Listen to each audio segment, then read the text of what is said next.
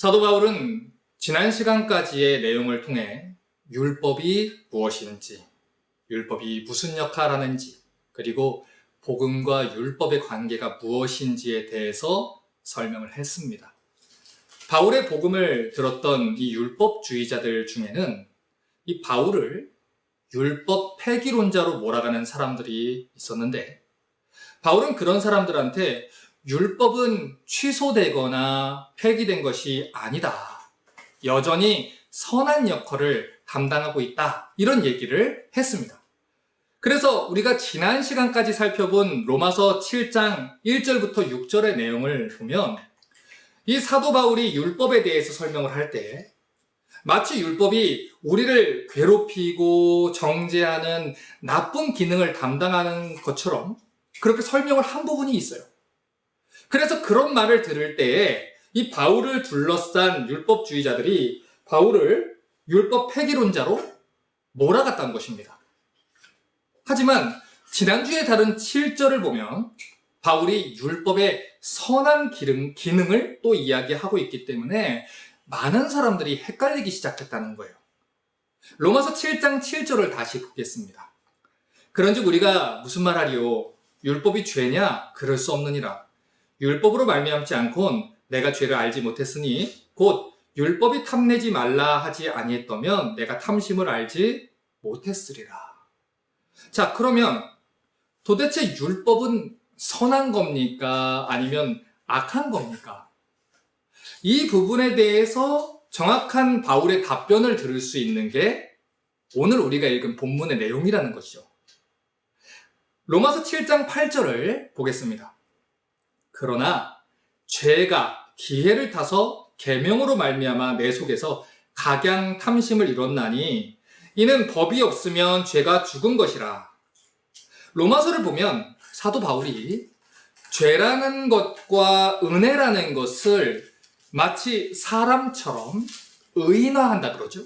의인화해서 설명하는 것을 볼 수 있는데 그 이유가 뭐냐면 지금 바울이 이야기하는 죄라는 게 단순히 도덕적이고 윤리적인 죄를 이야기하는 게 아니기 때문이에요. 지금 바울이 죄라고 말하는 것은 죄의 권세를 잡은 자, 즉 사단, 마귀를 가리켜서 표현을 하는 것입니다. 그러니까 죄가 기회를 타서라고 표현을 한 거는 죄의 권세를 잡은 마귀가 기회를 노리고 있다가 마침내 그 기회를 잡았다, 이 표현이에요. 로마서 7장 11절을 보면 똑같은 표현을 반복해서 사용하고 있는 것을 볼 수 있는데 죄가 기회를 타서 계명으로 말미암아 날 속이고 그것으로 나를 죽였다, 이렇게 말합니다. 바울이 말하는 것처럼 이 죄의 권세를 가지고 있는 마귀는요, 자기 목적을 달성하기 위해서 지속적으로 아주 교활하게 기회를 엿보고 있어요. 그리고 하나님이 주신 율법마저 악용해서 하나님 백성들을 자기 권세로 이끌고 가기 위해 애를 쓰고 있다는 것입니다. 베드로전서 5장 8절을 볼게요. 근신하라 깨어라. 너희 대적 마귀가 우는 사자같이 두루 다니며 삼킬 자를 찾나니. 성경은 우리에게 깨어있으라는 말을 참 많이 합니다. 예수님께서도 이 복음서를 보면 몇 번이나 우리에게 깨어있으라고 이야기했고 사도 베드로도 바울도 깨어있으라는 말을 반복해서 말을 해요. 왜 그렇게 말합니까? 우리 대적인 마귀가 굶주린 사자처럼 두루 다니면서 삼킬 먹이가 없나라고 찾아다니고 있다는 거예요. 어떻게든 죄를 사용해서 우리를 자기 권세 아래로 잡아가기 위해 우리를 찾고 기회를 엿보고 있다는 것입니다. 그러니 성도들은 깨어 있어야 한다는 거예요. 그런데 성경이 우리에게 이 죄라는 것의 심각성을 알아야 된다라고 분명히 말함에도 불구하고 때때로 어떤 사람들이 이 죄와 마귀의 권세를 너무 가볍게 생각하는 성향이 있습니다. 그래서 죄라는 걸 너무 심각하게 다루지 말아야 된다는 말을 하는 경우를 봐요. 특히 이 현대교회에 치명적인 상처를 입혔던 자유주의 신학을 따르는 설교자들이 이런 말을 자주 하고는 합니다. 그들은요, 이 죄에 대한 옛 개념을 없애버려야 된다라고 주장을 해요. 그래서 이 자유주의 신학자들은 성경에 기록된 복음을 전하는 설교자들이 성도들을 죄인이라고 부르는 것은 시대에 뒤떨어진 개념이다라고 말을 합니다. 사람들을 정죄하고 절망적으로 만들고 비관적으로 만드는 아주 나쁜 행위다, 이렇게 얘기를 해요. 그래서 이 자유주의자들은 죄라는 개념을 교회에서 얘기해서는 안 된다라고 주장을 합니다. 그건 부정적인 것이고 심리적으로 교인들한테 나쁜 영향을 미친다는 것이죠. 그래서 이 사람들은 죄라는 말을 실수 또는 결핍 또는 부족함 정도로 부드럽게 완화시켜서 표현을 해야 된다. 그리고 누군가를 죄인이라고 부르는 것은 교회에서 금지해야 된다 말합니다. 또 그들은 교회에서 누군가를 죄인이라고 부르는 것을 중지해라 라고 주장을 해요. 왜냐하면 누군가를 죄인이라고 말하는 것은 그 사람을 나쁜 사람이라고 얘기하는 것이고 부정적인 것이고 단지 우리는 그가 착한 사람은 아니다, 이렇게만 얘기하는 걸로 족하다는 것이죠. 그리고 계속해서 말해요. 한 사람이 부족하고 실수를 많이 하는 건 그가 죄인이어서가 아니라 교육을 받지 못했고 훈련을 받지 못했고 문화적으로 혜택을 받지 못했기 때문이다. 그러므로 그들을 우리가 도덕적으로 잘 교육한다면 그들의 결핍이 채워지고 옳은 사람으로 거듭날 거다. 그러니 그들을 죄인이라고 불러서는 결코 안 된다, 이렇게 얘기를 한다는 겁니다. 하지만 그러한 가르침은 성경이 인간이라는 존재에 대해서 이야기하는 내용과 완전히 반대되는 말입니다.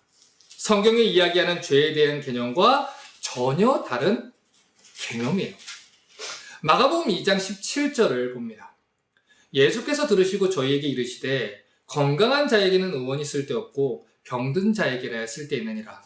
내가 의인을 부르러 온 게 아니요 죄인을 부르러 왔노라. 예수님이 이 땅에 오신 이유가 뭐냐?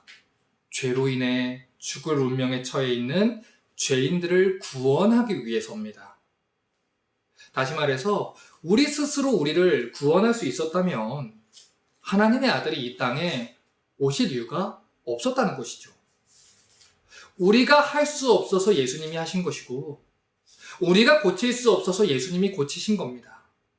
우리 스스로 교육을 받고 계몽 운동을 벌여서 나아질 것이면 하나님의 아들이 십자가에 못 박혀 죽을 이유는 없었다는 것이죠.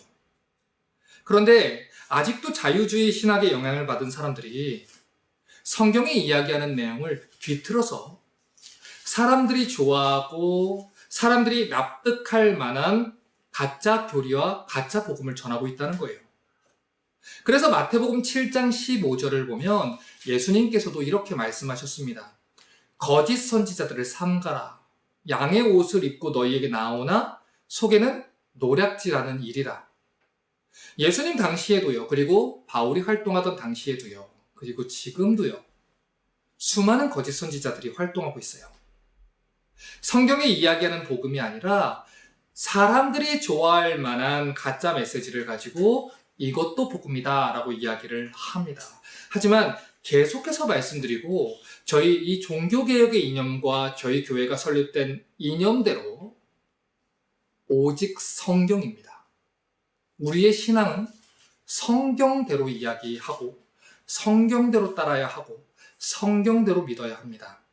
성경이 이야기하는 복음 외에 다른 복음은 없기 때문이죠. 지금 예수님 말씀대로라면 때때로 우리는요, 연약하기 때문에 우리가 듣고 싶은 말을 해주는 이 거짓 선지자들의 말에 혹할 수가 있습니다. 그들이 나를 위하는 것처럼 느껴질 수는 있죠. 그들이 양의 옷을 입고 부드럽고 착한 것처럼 우리에게 다가오고 우리를 위하는 것처럼 말을 하기 때문에 그 사람들이 전하는 메시지를 더 듣고 싶은 마음이 생길 수도 있습니다. 하지만 성경은 말해요. 성경이 이야기하는 복음을 분별하여 깨어있으라는 것입니다. 갈라디아서 1장 7절을 봅니다.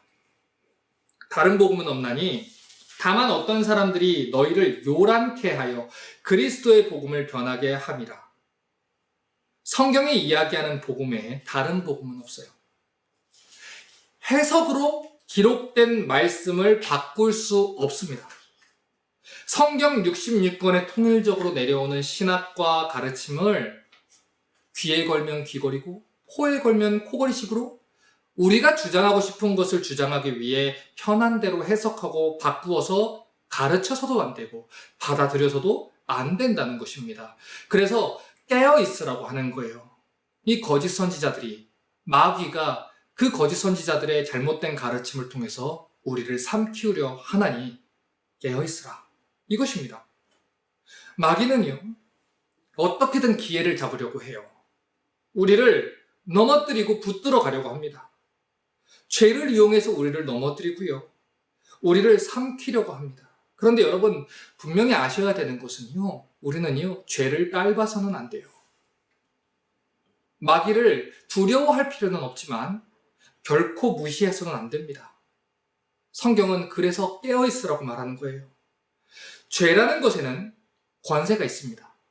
죄라는 것에는 엄청난 힘이 있습니다. 그렇지 않았다면 성경은 우리 보고 깨어있으라고 하지 않았을 거예요. 로마서 5장 21절을 봅니다. 이는 죄가 사망 안에서 왕노릇한 것 같이, 이렇게 말을 해요. 죄는요, 사망 안에서 왕노릇을 할 정도의 힘이 있다는 말입니다. 로마서 6장 14절을 또 보면 죄가 너희를 주관하지 못하리니 이는 너희가 법 아래 있지 않고 은혜 아래 있음이라 말합니다. 자, 이 말을 뒤집어서 말하면 지금도 죄는 구원받지 못한 불신자들을 주관하고 다스릴 수 있는 힘이 있다는 거예요. 로마서 6장 16절을 또 봅니다. 너희 자신을 종으로 들여 누구에게 순종하든지 그 순종함을 받는 자의 종되는 줄 너희가 알지 못하느냐? 혹은 죄의 종으로 사망에 이르고 혹은 순종의 종으로 의에 이르느니라. 지금도 수많은 사람들이 죄에게 순종해서 죄의 노예가 되어서 죄의 권세 아래 살아가고 있다는 말이죠. 그러면 이대로 두면 그들이 맞이하게 될 결과는 뭡니까? 사망이에요. 멸망이라는 겁니다.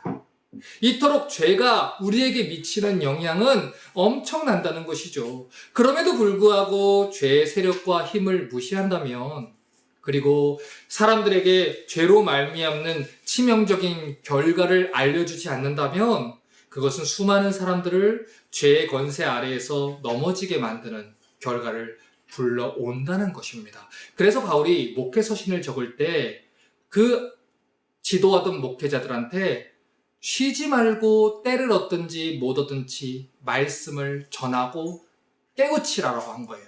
그것으로 너와 너에게 듣는 자를 구원하리라 라고 한 것입니다. 그래서 교회는 깨어서 하나님 말씀을 있는 그대로 가르치고 성도들이 이 말씀의 뜻을 알도록 해야 된다는 것이죠. 자, 그러면 죄라는 것이 우리에게 도대체 어떤 일을 하길래 성경이 죄가 아주 치명적인 것이다 이렇게 얘기할까요? 로마서 7장 8절을 다시 한번 봅니다. 그러나 죄가 기회를 타서 계명으로 말미암아 내 속에서 각양 탐심을 이뤘나니, 자, 성경은요 지금 이렇게 얘기했어요. 죄가 기회를 노리고 있다가 잡았다 이렇게 얘기를 해요. 그런데 죄가 기회를 타서 사용하는 게 뭐냐면 계명이라는 말입니다. 커맨드멘트라는 거예요. 지금 여기에서요 각양 탐심이라고 한 것에 여러분 주목하셔야 돼요. 바울이 지금 얘기하는 건요 한 가지 탐심의 죄를 말하는 게 아닙니다. 수없는 탐심의 죄가 있다는 거예요. 간음을 저지르게 하는 탐심도 있고요, 살인을 저지르게 하는 탐심도 있고요, 자기가 누리고 싶고 가지고 싶은 것들을 빼앗고 이루기 위해 각종 탐심들이 우리 안에서 작용을 한다는 이야기를 하는 겁니다. 여러분, 우리가 로마서 3장에서 살펴보지 않았습니까?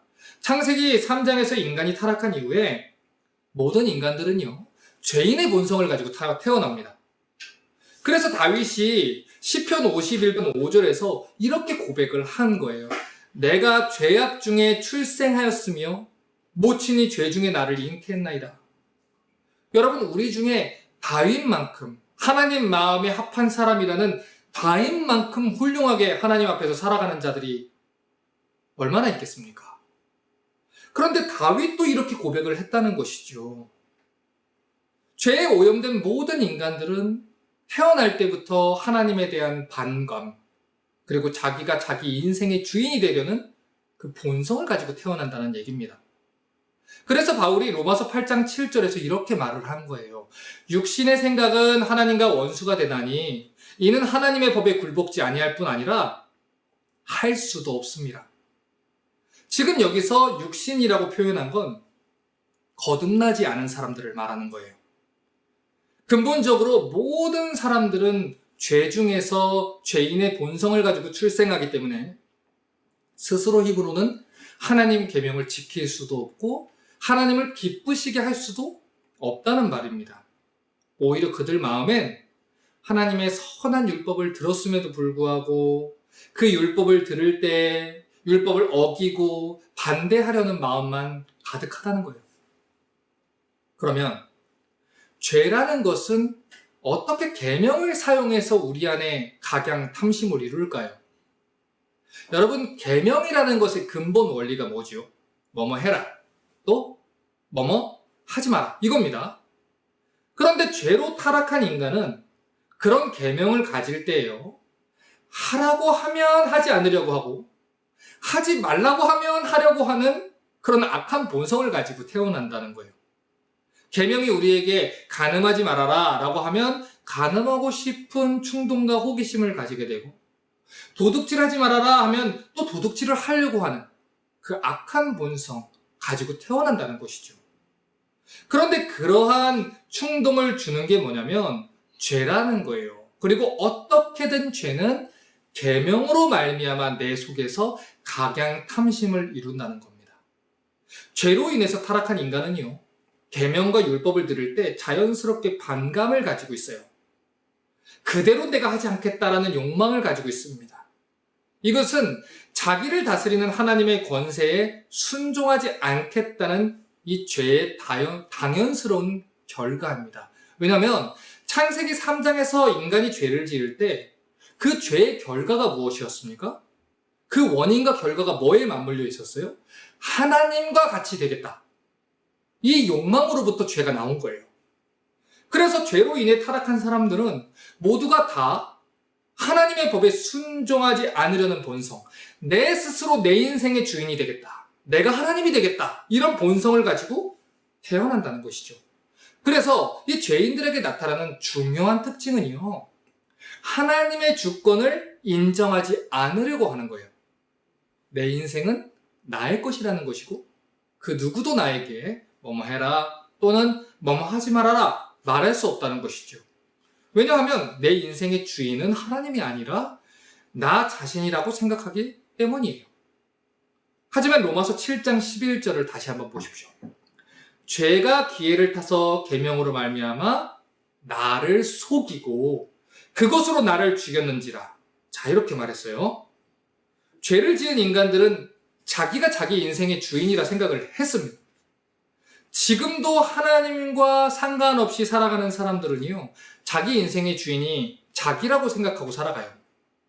하지만 죄의 세력을 잡은 마귀는요, 계명을 사용해서 사람들을 속였다는 거예요. 지금도 속이고 있다는 겁니다. 그리고 그 일을 통해서 사람들을 죽음으로, 즉 사망으로 데리고 갔다는 거예요. 여러분, 방금 전에 사망의 권세를 잡은 자가 누구라고 했습니까? 사단 마귀라고 했습니다. 성경은 마귀를 사망의 권세를 잡은 자라고 표현을 해요. 그리고 우리는 하나님에게 속하거나 마귀에게 속해 있을 뿐 절대로 우리 스스로 인생의 주인이 될 수는 없다고 말합니다. 그게 성경이 말하는 사실이라고 분명하게 말씀을 드렸어요. 그럼에도 불구하고 마귀는요, 사람들을 속인다는 거예요. 거짓말한다는 거예요. 설득해서 자기의 세력으로 이끌고 간다는 거예요. 하나님 법에 순종하면 하나님의 노예가 되어 비참한 인생을 살아가게 될 것처럼 속입니다. 하나님 법에 순종하지 않으면 자기 자신이 주인이 되어 주체적으로 멋진 인생을 살아갈 수 있을 것처럼 속입니다. 하지만 사실 마귀는 사람들을 자기 종으로 삼기 위해서, 자기 쪽으로 이끌고 가기 위해서 계명마저도 이용한다는 거예요. 창세기 3장 1절부터 5절을 보겠습니다. 여호와 하나님의 지으신 들짐승 중에 뱀이 가장 간교하더라. 뱀이 여자에게 물어가로되 하나님이 참으로 너희더러 동산 모두의 나무의 실과를 먹지 말라 하더냐? 여자가 뱀에게 이르되 동산 나무의 실과를 우리가 먹을 수 있으나 동산 중앙에 있는 나무의 실과는 하나님 말씀에 너희는 먹지도 말고 만지지도 말라. 너희가 죽을까 하노라 하셨느니라. 뱀이 여자에게 이르되 너희가 결코 죽지 아니하리라. 너희가 그것을 먹는 날엔 너희 눈이 밝아 하나님과 같이 되어 선악을 알 줄을 하나님이 아심이니라. 자, 하나님이 분명하게 계명을 주셨어요. 선악을 알게 하는 나무의 열매는 먹지 말아라. 그것을 먹으면 정녕 죽으리라. 이게 바로 창세기 2장에서 주신 하나님의 계명입니다. 그런데 마귀는요, 그 계명을 사용해서 거짓말을 한 거예요. 그냥 거짓말을 한 게 아니라 하나님의 말씀을 가지고 거짓말을 했다는 것이죠. 너희가 결코 죽지 아니하리라. 너희가 멸망받지 아니하리라. 너희가 심판받지 아니하리라. 여러분, 이게 왜 간교한 거짓말입니까? 하나님은 그들이 하나님의 계명을 어길 때, 죄를 지을 때 죽을 수밖에 없는 존재가 된다라는 걸 가르쳐 주셨습니다. 죄의 권세를 가진, 사망의 권세를 가진 그 죄 아래로 들어갈 것을 경고를 하신 거예요. 그런데 마귀는 교묘하게 거짓말을 한 거죠. 그걸 먹어도 당장의 숨이 끊어지지 않는 그 육신의 죽음만을 가지고 거짓말을 하는 거예요. 마귀는 지금 당장 그걸 가지면 행복할 수 있는데 하나님이 우리의 행복을 막는 것처럼 거짓말을 했습니다. 그러니 뭐라고 얘기해요? 하나님의 다스림에서 벗어나서, 그 간섭에서 벗어나서 너 스스로 너의 인생의 주인이 되라, 이렇게 얘기를 한 거죠. 그런데 그 마귀의 교묘한 거짓말에는 어떤 의도가 있습니까? 하나님을 떠나서 나의 종이 되라, 이런 의도가 있었다는 것이죠. 그런데 그 계명을 틈타서 자기를 죽이려고 하는 그 사단의 마귀의 그 목소리에 우리가 속았다는 거예요. 이게 바로 죄가 계명을 틈타 우리를 속이고 죽였다라는 말의 뜻입니다. 로마서 7장 8절을 다시 한번 봅니다. 그러나 죄가 기회를 타서 계명으로 말미암아 내 속에서 각양 탐심을 이뤘나니 이는 법이 없으면 죄가 죽은 것이라. 자, 다시 한번 각양 탐심이라는 말에 주목을 해볼게요. 각양 탐심이라는 말은 인간의 탐심이 굉장히 끝이 없을 정도로 무한하고 많다는 말을 하는 거예요. 마귀는 우리 안에 있는 죄성을 부추깁니다. 그리고 거룩한 계명을 사용해서 우리 죄성을 이렇게 건드려요. 그래서 우리 안에 있는 죄된 본성을 가지고 하나님을 거역하고 자기의 권세 아래에 오도록, 자기를 따르도록 애를 씁니다. 자, 그러니 우리가 하나님을 거역하지 않고 하나님의 주권 아래에서 올바르게 신앙생활하기 위해서는 어떻게 해야 합니까? 아니, 우리가 죄와 사망의 권세로 빠져서 영원한 멸망에 빠지지 않으려면 어떻게 해야 합니까? 율법을 더 철저하게 지켜서 구원을 받아야 합니까? 더 철저히 율법을 지켜서 구원을 이루어야 합니까? 아닙니다. 성경은 그렇게 얘기하지 않아요. 그럴수록 마귀는 계명으로 우리를 속여서 더 열심히 죄를 짓도록 만들 겁니다. 예레미야 13장 23절이 인간이라는 존재에 대해서 뭐라고 얘기하는지 잘 들어보세요. 구스인이 그 피부를, 표범이 그 반정을 변할 수 있느냐? 할 수 있을진데 악에 익숙한 너희도 선을 행할 수 있으리라. 자, 이 말이 무슨 말이에요? 죄로 인해서 타락한 인간한테는 선을 행할 수 있는 능력이 애초에 없다는 말을 하는 겁니다. 그래서 우리가 선을 행할 수 있는 유일한 방법은 우리 옛사람이 죽고 성령의 능력으로 새로 태어나는 방법밖에 없다는 거예요. 그것을 거듭난다라고 얘기를 하는 거고요. 로마서 7장 4절을 다시 봅니다. 그러므로 내 형제들아, 너희도 그리스도의 몸으로 말미암아 율법에 대하여 죽임당했으니 이는 다르니 곧 죽은 자 가운데서 살아나신 이에게 가서 우리로 하나님을 위하여 열매 맺히게 하려 함이라. 어떻게 우리가 죄와 사망의 권세에서 벗어날 수 있었나요? 율법에 대해서 우리가 죽임당할 때 죄와 사망의 권세에서 벗어날 수 있다는 거예요. 그러니까 우리가 율법에서 자유하게 할 수 있는 방법은 단 하나뿐입니다. 우리 옛사람은 죽고 성령의 능력으로 새 사람으로 태어나는 것. 그거 외에는 방법이 없는 것이고 그게 거듭난다는 것입니다. 다시 로마서 7장 8절을 봅니다. 그러나 죄가 기회를 타서 계명으로 말미암아 내 속에서 각양 탐심을 이뤘나니 이는 법이 없으면 죄가 죽은 것이라. 자, 지금 이 구절을 보면요. 세 가지 존재가 등장을 했어요. 첫 번째, 죄. 두 번째, 계명. 세 번째, 나라는 존재입니다. 자, 그러면 이 세 가지 중에서 무엇이 가장 문제가 됩니까? 계명인가요? 죄인가요? 물론 우리를 공격하는 건 죄가 맞습니다. 하지만 아무리 죄가 계명을 악용해서 우리를 공격한다고 해도 내 안에 그 계명을 지킬 힘이 있으면 문제가 되지 않겠죠. 아무리 죄가 계명을 사용해서 우리를 유혹해도 나 스스로에게 성령께서 주시는 그 유혹을 이길 수 있는 힘이 있다면 전혀 문제가 되지 않아요. 그러니 가장 중요한 문제는 나라는 존재에게 달려있다는 거예요. 구원받지 않은 사람들에게는 엄청난 죄의 본성이라는 게 담겨져 있습니다. 물론 이것은 평안한 중에는 드러나지 않을 수 있어요.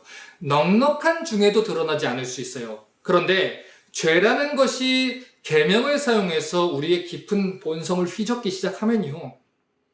우리 안에 있는 엄청난 죄성들이 드러나 올라오게 되어 있습니다.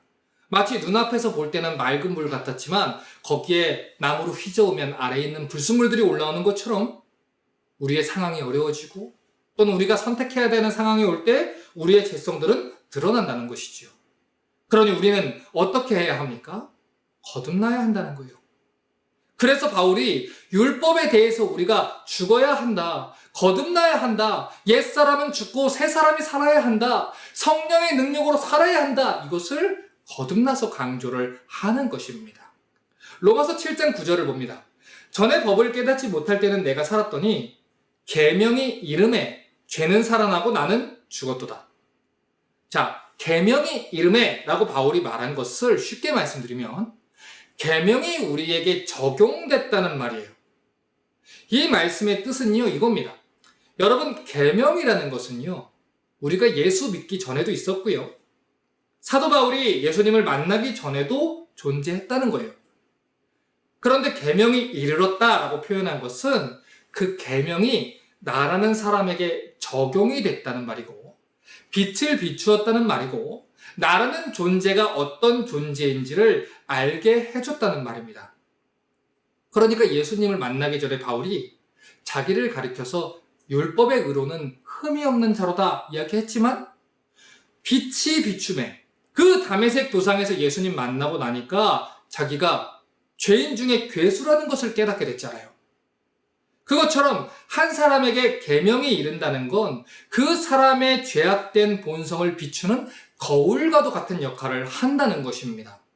로마서 7장 10절을 다시 한번 봅니다. 생명에 이르게 할 그 계명이 내게 대하여 도리어 사망에 이르게 할 것이 됐도다. 하나님이 원래 우리에게 계명을 주신 목적은 우리를 생명에 이르게 하기 위함이에요. 우리 무능력함을 깨닫게 하고 우리가 하나님의 거룩과 얼마나 상관없는 존재인지를 깨닫게 해서 예수 그리스도께 손 내밀고 하나님 당신 은혜 없으면 나는 구원받지 못합니다. 이렇게 예수님을 찾게 만든 것이죠. 몽학 선생의 역할로 주신 거라고 했어요. 그런데 마귀가 우리를 속인 거예요. 어떻게 해요? 마치 우리 스스로 그 계명을 지킬 수 있는 것처럼 그 계명을 통해서 거룩해질 수 있는 것처럼 우리를 속인 뒤에는 그 율법을 지키는 것처럼 평생을 오해하다가 사망의 세력으로 우리를 잡아가려 한 것입니다. 로마서 7장 11절에 죄가 기회를 타서 계명으로 말미암아 나를 속이고 그것으로 나를 죽였는지라. 마귀는요 기회를 포착하고 있어요. 계명으로 말미암아 사람들을 속이고 그것으로 우리를 사망의 권세로 이끌고 가려고 합니다. 그래서 우리가 속는 게 뭐예요? 나는 세례를 받았으니까 나는 구원받은 게 틀림없어. 나는 어렸을 때부터 교회 예배에 빠진 게 없으니까 나는 구원받은 게 틀림없어.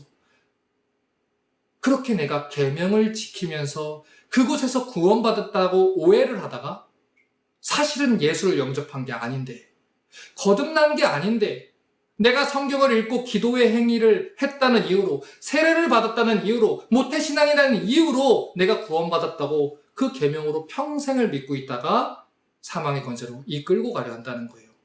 여러분, 마귀는요, 거짓말쟁이입니다. 거짓의 압입니다. 그래서 바울이요, 너희가 믿음 안에 있는지 너희를 자꾸 시험하고 너희 자신을 확증하라고 부탁을 한 거예요. 왜냐하면 이 마귀가 지금도 우리를 속이려고 하기 때문이에요.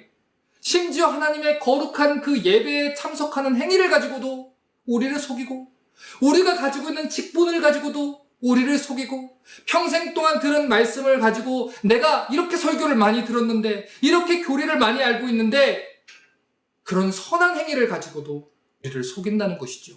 성경 공부를 이렇게 많이 했는데 그걸 가지고도 우리를 속인다는 거예요. 그래서 예수님이 요한복음 8장 44절에 마귀를 이렇게 부른 겁니다. 너희는 너희 아비 마귀에게서 났으니 너희 아비의 욕심을 너희도 행하고자 하는지라.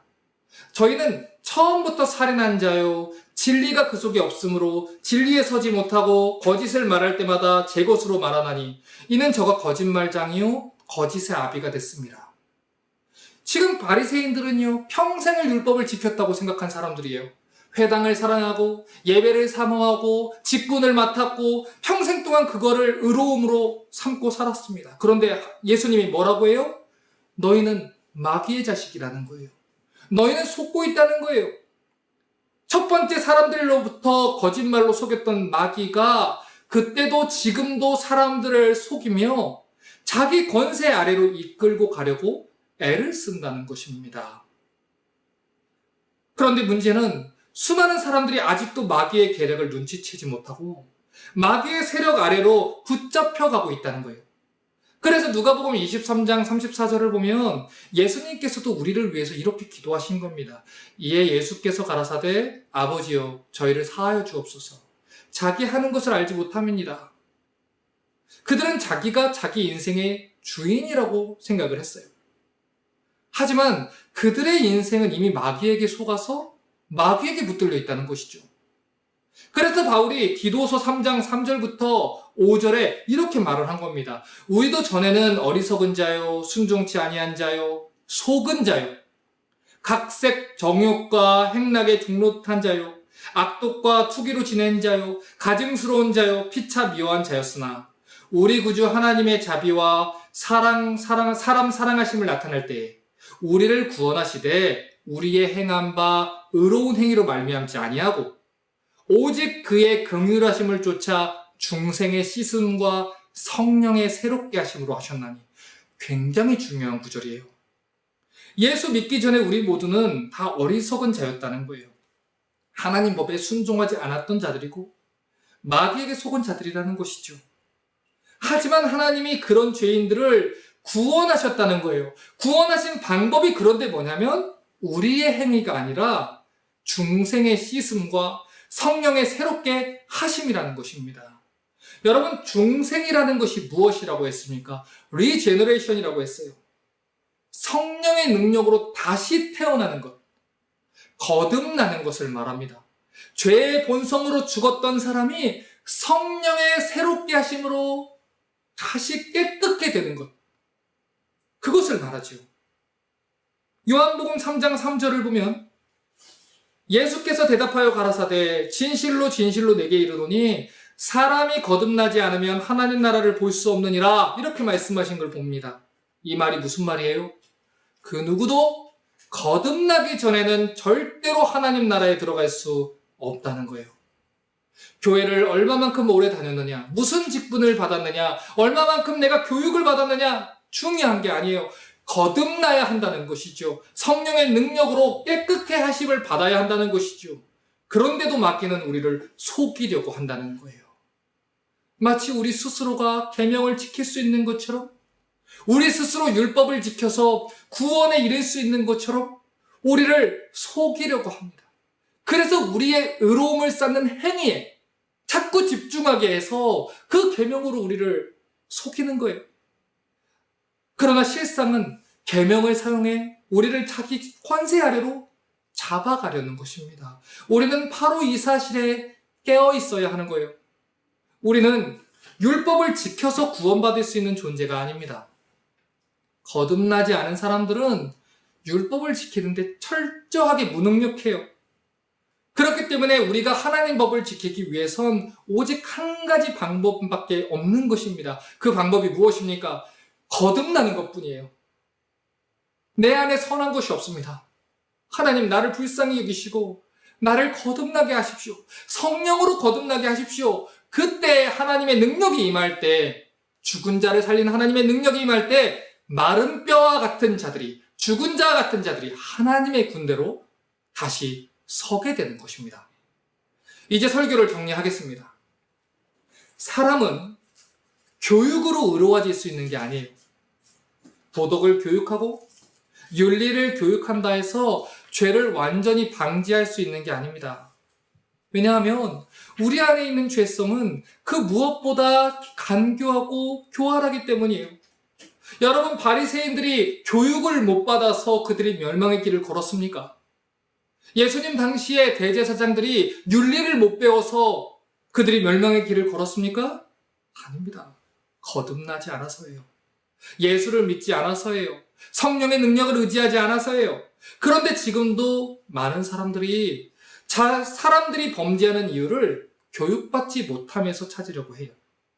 그래서 그들을 올바르게 교육하고 계몽시키기만 해주면 그들이 죄를 짓지 않을 거라고 생각을 합니다. 그래서 그들은 이렇게 믿어요. 아이들에게 성교육을 제대로 시키면 성범죄가 줄어들 거다. 아이들에게 윤리교육을 제대로 시키고 배우면 그 아이들의 세대에는 범죄를 막을 수 있을 거다. 여러분, 역사를 보십시오. 과연 그렇습니까? 그렇지 않습니다. 물론 우리는요, 사람들을 교육하고 아이들을 교육해야 합니다. 하지만 순서가 중요하다는 거예요. 공부를 하고 연구를 하고 리서치를 많이 하고 많이 배운다고 해서 구원이 이루어지는 게 아닙니다. 그런 행위로 우리가 거듭날 수 있는 게 아닙니다. 책을 많이 읽고 많이 배운다고 해서 거룩해질 수 있는 게 아닙니다. 그것도 중요할 수는 있겠죠. 하지만 그 모든 것들은 하나님의 거듭나게 하시는 은혜가 전제될 때만 가능하다는 거예요. 성경 공부를 얼마나 많이 했느냐가 중요한 게 아니에요. 그 성경의 내용을 가지고 우리를 거듭나게 하시고 지도하시고 깨우치고 그리고 우리를 그렇게 살게 하도록 능력 주시는 그 그리스도의 보혈의 능력이 우리에게는 필요한 것입니다. 왜 우리가 죄라는 것을 가르쳐야 합니까? 왜 우리가 죄인이라는 것을 가르쳐야 합니까? 그것을 알아야만 그리스도께 손 내밀 수 있기 때문이에요. 우리가 소망 없는 죄인이라는 것을 철저하게 깨달을 때야 예수 그리스도만을 온전히 의지할 수 있기 때문이에요. 기독교는 사람들을 불편하게 하기 위해 죄라는 것을 이야기하는 종교가 아닙니다. 우리는 사람들을 정죄하기 위해서 죄인이라는 말을 사용하는 사람들이 아니에요. 그런 모든 이 일의 목적은 사람을 살리기 위함입니다. 너는 때를 얻든지 못 얻든지 너는 말씀을 전파하라. 이 말씀으로 경책하고 권하라. 이것을 행함으로 너와 너에게 듣는 자를 구원하리라. 구원하기 위함입니다. 살 수 있다는 것을 가르치기 위함입니다. 우리 영혼의 의사이신 예수께 가는 길은 무엇입니까?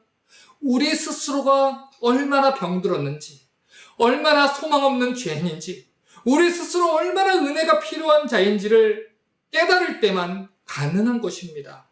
그래서 성경은 우리가 죄인이며 선을 행하기에 무능력한 존재라는 것을 깨닫게 하기를 원하는 거예요. 그러므로 여러분, 더 이상 속으시면 안 됩니다. 인간은 선한 존재가 아니에요. 태어날 때부터 죄로 인해서 타락한 존재입니다. 그것이 성경이 말하는 인간 존재에 대한 답변이죠. 우리는 본질적으로 깨끗하지 못해요. 우리뿐만 아니라 우리의 사랑스러운 자녀들도 죄로부터 깨끗한 존재가 아니에요. 우리에게도 예수가 필요하고 우리의 자녀들도 예수가 필요하다는 것입니다. 간혹 어떤 분들 중에 저한테 이렇게 묻는 분들이 계세요. 목사님, 어떻게 사랑하는 자녀들한테 죄인이라는 표현을 사용할 수 있으세요? 그렇게 놀라시는 분들이 있어요. 하지만 여러분, 우리 자녀들이 죄인이 아니라면 우리 자녀들에게는 예수가 필요 없다는 얘기입니다. 우리 자녀들에게도 예수가 필요해요. 우리 자녀들도 태어날 때부터 그 인간의 죄된 본성을 가지고 태어납니다. 성경은 모든 사람들이 죄인이라고 말합니다. 여기에는 예외가 없어요. 모든 사람에게 예수가 필요하다고 말을 해요.